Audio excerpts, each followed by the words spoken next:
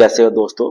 बांग्लादेश में हो चुका है तख्ता पलट और आर्मी ने कंट्रोल पे ले लिया है और प्रोटेस्ट टू द स्टूडेंट वाले ये आप सबको पता ही होगा। मैं आपको पहले मोटा मोटा समराइज कर देता हूँ। 1971 में जब बांग्लादेश आजाद हुआ था तो वहां पे कोटा सिस्टम लागू हुआ था।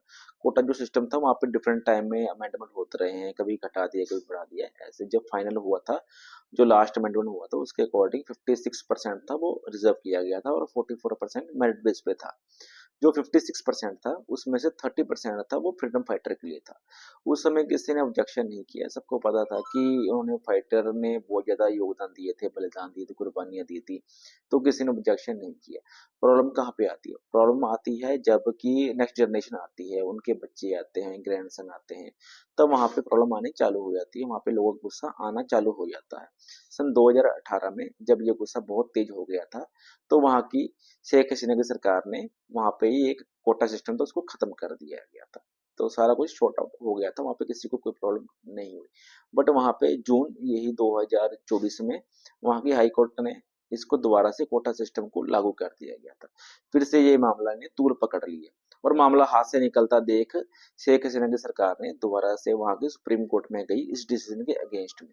और वहां की सुप्रीम कोर्ट ने जो लास्ट उन्होंने फाइनल किया था उसमें से जो फाइनल डिसीजन दिया, 5% दिया फ्रीडम फाइटर और उनके बच्चों को, 1% था वहाँ के ट्राइबल को, 1% था वहाँ के डिसेबल और जो वहाँ के ट्रांसजेंडर को। ये तो रहा, उनको कोटा सिस्टम में उनको रिजर्वेशन मिल गई। और जो 93% था वो रहेगा मेरिट बेस के हिसाब से। तो वहाँ पे सब कुछ शॉर्ट आउट हो ही गया था, मतलब कि आइडियोलॉजी देखा जाए तो वहाँ पे किसी को कोई प्रॉब्लम की बात थी नहीं। तो कोटा जो दिया गया था, रिजर्व कर दिया गया था, वो छोटा कर दिया गया था। और 93% था वो आप देख सकते हैं बहुत बड़ी परसेंटेज होता है, वो मेरिट बेस पे कर दिया गया। दिक्कत कहाँ पे आई? दिक्कत वहां पे आई, वहां पे एक छोटा सा शेख हसीना जी की सरकार ने एक गलती कर दी। वहां पे उन्होंने एक कमिटमेंट कर दिया, स्टेटमेंट दे दिया। और स्टेटमेंट में ये था कि जब जो कोटा सिस्टम है, फ्रीडम फाइटर के लोग जो बच्चे हैं वो एंजॉय नहीं करेंगे तो कौन एंजॉय करेगा? नहीं तो रजाकार वहां के जो एंजॉय करने लग जाएंगे। और आपको पता चल जाएगा कि रजाकार का वहां पे फुल कैप्चर हो जाएगा। तो यही चीज से वहां पे दंगा भड़कने का एक मेन कारण भी बढ़ गया। तो मैं आपको पहले बता देता हूँ ये दंगा भड़कना क्या कैसे शुरुआत हुई। एक्चुअली में क्या होता है, जो रजाकार होते हैं, रजाकार वो होते हैं जो कि वो धोखेबाज, जिन्होंने जो लड़ाई हुई थी, बांग्लादेश ने अपने अस्तित्व के लिए जो लड़ाई लड़ी थी वहां पे उन्होंने पाकिस्तान का साथ दिया था।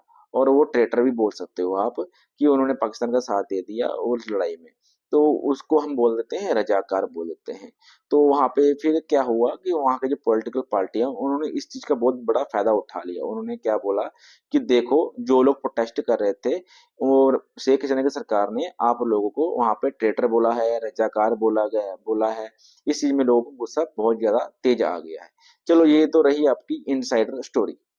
अब इसके पीछे बैकएंड में बहुत स्टोरियां चल रही होती है और वही स्टोरी इंपॉर्टेंट होती है। और इसके पीछे एक या दो कंट्री का हाथ तो होता ही है, और एक कंट्री का हाथ तो कंफर्म ही है, United state of America, USA की बात कर रहा हूं मैं। और एक शेख हसीना जी की न्यूज पब्लिश भी हुई थी जिसमें उन्होंने कहा था कि एक वाइट आदमी, गोरे आदमी ने उनको कहा था कि अगर वो बांग्लादेश में एयरबेस बनाने को दे देगा तो नेक्स्ट सरकार उनकी बन जाएगी। तो वो वाइट आदमी, गोरे आदमी के बाद शायद उन्होंने अमेरिका को ही कहा गया होगा। और वो एक डिप्लोमेटिक पोजीशन में है तो वो क्लियर नहीं बोल सकती कि अमेरिका के बारे में ही कहा गया हो। अगर आप गूगल मैप खोल के देखोगे और बांग्लादेश के नीचे एक सेंट मार्टिन करके एक आइलैंड है, टापू है, और वहां पे आप देखोगे कि वो बिल्कुल ही बांग्लादेश के नीचे में है। तो जैसे आप देखोगे कि वो चाइना को चेक में रखने के लिए बहुत अच्छा लोकेशन है। तो वो आराम से चाइना को देख सकता है, उनकी गतिविधियों को चेक करने के लिए उन्होंने ये एयरबेस बनाने की शायद मांग की होगी। ये तो यहाँ पे कंफर्म ही होता है। और आपको पता ही है कि यूएसए ऐसी एयरबेस बनाता रहता है कि दुनिया को कंट्रोल करने के लिए उसका ये कदम हमेशा ही रहता है। ऑफ कोर्स फिर उन्होंने व्हाइट आदमी, गोरे आदमी, शायद उन्होंने अमेरिका को ही कहा गया है। और शेख हसीना जी ने एक स्टेटमेंट और दी थी जिन्होंने कहा था कि वो बांग्लादेश के हालात भी ईस्ट तिमोर जैसे करने के बारे में सोच रहे होंगे। ईस्ट तिमोर में क्या किया अब आपको फिर सब समझ में आ जाएगा और इसके जी पॉलिटिकली क्या सिनेरियो होते हैं, और साथ में यूएसए ने ये किया क्यों, करता क्यों है, और ये करवाने का इसका ढंग क्या होता है। पहले मैं आपको बता देता हूँ, जो ईस्ट तिमोर है वो एक छोटा सा रीजन है जो कि साथ में ही इंडोनेशिया के पड़ता है। और पहले यहाँ पे पुर्तगीज का कब्जा हुआ करता था। उसके बाद वो जब 1975 में चले गए, तो 1975 में ही इंडोनेशिया ने वहाँ पे आक्रमण कर दिया और उनको इन्वेड कर लिया और ऑक्युपाइड कर लिया। और साथ में बता दूं, 1975 से लेके 1999 तक वो इंडोनेशिया का हिस्सा रहा। और 1999 में वहाँ पे एक रेफरेंडम हुआ। रेफरेंडम होने के बाद वहाँ पे 78.5% लोगों ने अलग रहने का फैसला किया। जैसे ही उन्होंने अलग रहने का फैसला किया, वहां पर राइड चालू हो गए। जैसे ही राइड चालू हो गए, तो ऑब्वियसली बात है कि यूएन ने अपनी पीस कीपिंग फोर्स भेज दी है। अब जैसे ही पीस कीपिंग फोर्स भेज दी है, तो उसमें से ऑब्वियसली बात है कि यूएसए के आर्मी भी रहेंगे वहां पे। उन्होंने 2 साल तक वहां पे रहे, और साथ में जो भी उनके एडमिनिस्ट्रेशन के जो भी काम थे, वो उन्होंने सारे वहीं पे किए। ईस्ट तिमोर की अपनी सरकार बन गई। बट यहाँ पे मामला इतना सिंपल नहीं होता, क्योंकि इंडोनेशिया ने जैसे ही ईस्ट तिमोर को छोड़ दिया या वहां पे हट गए, तो उसके बाद यूएन पीस कीपिंग फोर्स वहां पे आ गई, और साथ में यूएस की फोर्स भी साथ में ही थी। कहने को तो ये कह सकते हैं, यूएसए फोर्स जो थी लॉजिस्टिकल सपोर्ट देने के लिए थी या इंटेलिजेंस सपोर्ट देने के लिए थी। प्रॉपर जो मैदान पे ट्रॉप उतारी जाती है ना, वो वैसी नहीं थी। लेकिन कुछ चीजें ऐसी थी कि जो हजम नहीं हो रही थी, जिसके हम सेटल नहीं हो पा रही। नॉर्मली किसी कंट्री की फोर्स जो होती है किसी दूसरी कंट्री में आती है, तो वहां पे उस कंट्री के कुछ रूल एंड रेगुलेशन होती हैं, जो वहां के फोर्सेस को भी ये करने होते हैं। इसलिए वहां पे कुछ एग्रीमेंट बनाया जाता है उस सिचुएशन में, अगर कुछ ऐसे हालात हो जाएं, इससे अच्छा कि हम एग्रीमेंट बना लेते हैं। जैसे कि सोफा एक एग्रीमेंट होता है, वो सिर्फ नॉर्मल एक क्रिमिनल केस के लिए होता है, जैसे कुछ भी हो जाए। अगर वार क्राइम होता है, क्राइम अगेंस्ट ह्यूमैनिटी होता है, तो इस केस का जो जो ही मामला होता है, वो इंटरनेशनल क्रिमिनल कोर्ट में जाता है, ये रूल के अकॉर्डिंग। और ईस्ट तिमोर के ने यूएसए के साथ ऐसे एग्रीमेंट किए थे, जो कि वहां के सोल्जर सोल्जर मीन्स कि यूएसए के जो सोल्जर हैं, उसके राइट्स वहां के रहने वाले सिटीजन से भी कहीं ज्यादा थे। एक और एग्रीमेंट हुआ था ईस्ट तिमोर और यूएसए के बीच में, कि जो ईस्ट तिमोर की जो भी अथॉरिटीज हैं, वो यूएसए की किसी भी ऑफिसर को गिरफ्तार नहीं कर सकते, चाहे वो किसी की जमीन में कब्जा कर लें, चाहे वो किसी के बच्चे के बाप बन जाए, कुछ भी हो जाए, ईस्ट तिमोर की अथॉरिटी किसी को भी अरेस्ट नहीं कर सकते। ये क्यों हो रहा होगा? शायद वहाँ के सीक्रेट सर्विस या पेंटागन के ऑफिसर हो सकते हैं।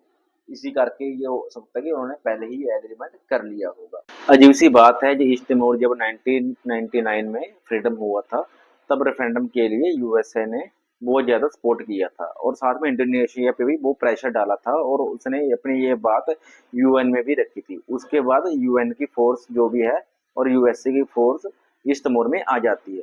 और अजीब सी बात ये भी है कि जब ईस्ट तिमोर पर जब पुर्तगालीज का कब्जा था, और तब भी यूएसए को मालूम था, और जब उन्होंने छोड़ के गए, उन्होंने साथ में इंडोनेशिया ने उस पर कब्जा किया, ये भी उनको पता था। उन पे अत्याचार किया, ये भी उनको पता था।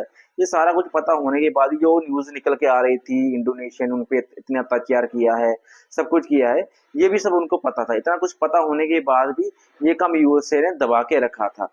ईस्ट तिमोर एक ऐसा रीजन है जहाँ पे यूएसए की पावर बढ़नी बहुत जरूरी है, कि वो वहां पे आराम से इजीली हर किसी को कैप्चर करने की निगाह से, कंट्रोल करने की निगाह से देख सकता है। एक और तगड़ी बात, इंडोनेशिया एक मुस्लिम कंट्री है, ईस्ट तिमोर एक क्रिश्चियन कंट्री है।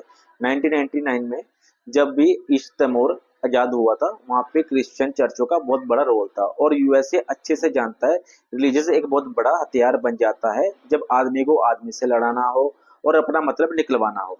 और इसलिए इंडिया, बांग्लादेश, नेपाल, म्यांमार और क्रिश्चियन कम्युनिटी रहती है, वहां पे आजकल बहुत से ऐसे चीजें देखने को मिलती हैं, और बहुत से मिशनरीज हैं इंडिया के नॉर्थ ईस्ट में, जहाँ पे बहुत अग्रेसिवली काम कर रहे हैं। नॉर्थ ईस्ट एरिया में एक इंसान है जिसका नाम है पीएस हकूक करके, ऐसा क्लेम किया जाता है कि वो इंडिया, बांग्लादेश, नेपाल, म्यांमार में इजिली ट्रैवल करता है, क्योंकि क्रिश्चियन कम्युनिटी से वो बिलोंग करता है। और साथ में एक ऐसा भी क्लेम किया जाता है, वो इंडिया, बांग्लादेश, म्यांमार कुछ हिस्से को काट के वो एक सेपरेट कंट्री बनाएगा, जिसका नाम वो रखेगा जोलैंड। और साथ ही उसकी कैपिटल को बनाएगा मणिपुर का एक जगह का नाम है चूराचंदपुर, एरिया का नाम है, वो उसको उसकी कैपिटल ही बनाएगा। खैर, ये बातें फिर कभी। वापस में हम बांग्लादेश में आते हैं, और मैं कंक्लूड कर देता हूँ। ऐसा नहीं कि बांग्लादेश की सरकार में सब कुछ अच्छा ही हो रहा होगा। शेख हसीना की सरकार काफी लंबे समय से चलती आ रही थी, और वो इस बार भी जीत गई थी। और कुछ ऐसे पार्टियां जैसे बीएनपी, जमाते इस्लाम, ये काफी समय से पावर में नहीं आ रही थी, और इनका अच्छा खासा फ्रस्ट्रेशन भी बाहर आ रहा था, और इस समय समय पर चुनाव को बाइकाट करते रहते थे। ये उन पॉलिटिकल पार्टी में से है जो एक्सट्रीमेंट जैसे हैं। और ऐसे में बाहर की कंट्री को अच्छे से मालूम है, जैसे कि यूएसए कंट्री को, कि बांग्लादेशी कंट्रियों को कैसे रिलीजियस के नाम से लड़ाना है। और ऊपर से शेख हसीना की सरकार काफी लंबे समय से थी, जैसे कि करप्शन, इन्फ्लेशन, कोटा सिस्टम, ये सब चल रही थी वहां पे। आसान तरीका है पूरे कंट्री में सिविल प्रोटेस्ट करा दी जाए। और आप देख सकते हो कि प्रोटेस्ट तो कोटा सिस्टम के लिए था, इससे रिलीजियस कोई लेना देना नहीं था। बट आप देख सकते हो कि वहां पे हिंदू फैमिली पे अटैक हुए हैं बांग्लादेश में। लेकिन ये सारी चीजें आपको कोई लेफ्टिस्ट नहीं बताएगा, क्योंकि ये को पता है कि लेफ्टिस्ट ये चीज बता ही नहीं सकता। बांग्लादेश के लिए आने वाला समय बहुत मुश्किल है, और बाहर की कंट्रियों को कोई फर्क नहीं पड़ता कि वहां की सिविलाइजेशन के लिए बांग्लादेश अच्छा खासा तरक्की कर रहा था। बट उसके ये मुद्दे करके बांग्लादेश फिर से पीछे हो चुका है।